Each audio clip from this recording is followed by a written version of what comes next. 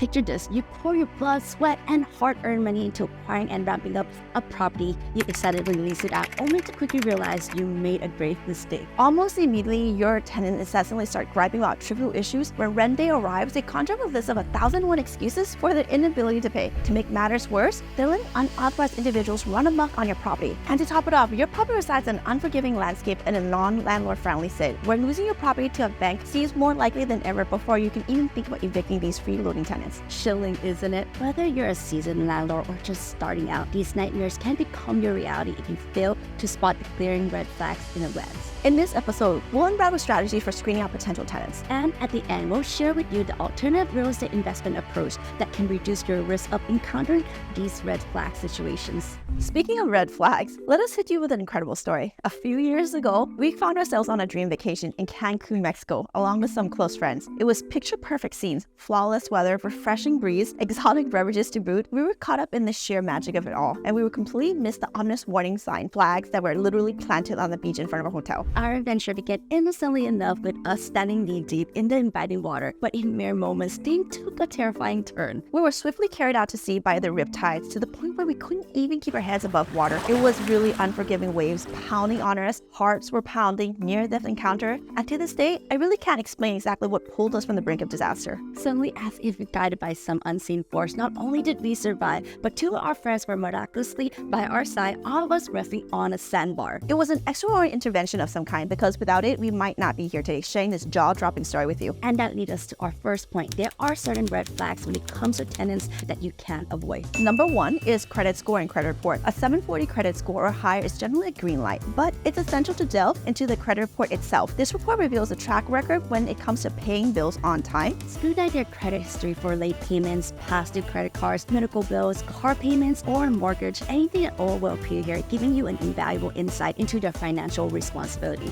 Pay close attention to how leveraged they are. If all their credit cards are maxed out, that's a telltale sign of financial recklessness, something you definitely want to know before you entrusting them with your property. Number two, foreclosure history. If they weather a foreclosure, consider it a red flag, though this may be mitigated if they occur a while ago, for instance, back in 2008, 2009, 2010, etc. Number three, late payments and judgments. A consistent history of missed payments is a major red flag. It's an indicator of their financial responsibility or lack thereof. If there are any judgments against them for unpaid debt, it's considered a deal breaker. Plenty of prospect tenants with pristine credit scores are searching for a place. You don't need to take unnecessary risks. Number four, unreported cash income and bank statements. Unreported cash income can be a tricky area. Requesting their bank statements to gauge the flow of money in and out of their bank account over the past, 2 or 3 months. Cash income often varies widely from month when even they're depositing a substantial amount. Consider the sustainability of their income source. What happens if they hit a few lean months? Can they make those deposits? Number five, verifying rental application accuracy. Here's a golden rule. Trust but verify. For sifting through your rental application, ensure that every piece of information adds up. Here's how you do it. Contact their former landlord and don't assume that you're reaching the right person. Dig a bit deeper and cross-check details to make absolutely certain. Don't underestimate the sly tactics some applicants use.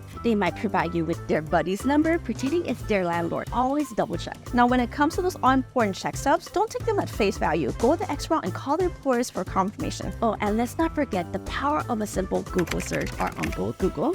Make sure that the contact number they have given you belongs to a legitimate employer and not just their pal Mikey or their cousin Sal. Number six, the income to rental ratio. Here's the fundamental principle. The tenant's household income should ideally be at least 3 times the monthly rental rate. Let me break it down for you. If they're leasing a sweet $2,000 home, you'll want them to at least pull in a minimum of $6,000 each month. This isn't up for negotiation in our book. Why? Because it's all about ensuring that your tenant has a financial muscle to meet their rental obligations comfortably without teething on the edge. If you discard this, you might find yourself tangling collection headaches down the road, so keep the income to rental ratio firmly in mind when screening potential tenants. As you navigate the maze of red flags we uncover, it's perfectly normal to start feeling a bit overwhelmed. You might be thinking, is this landlord gig turning into more work than I signed up for? Well, my friend, we got some good news for you. There's an easier way to avoid all this complex screening and vetting while still building your long-term wealth. Let us give you a glimpse into our world, where we proudly own 5,000 plus units in multifamily apartments. And you guys, guess what? We've never dived into the nitty-gritty of tenant screenings ourselves. Yep, not at all. Why, you ask? It's simple. We want a better life with more free time and less work, not a second job.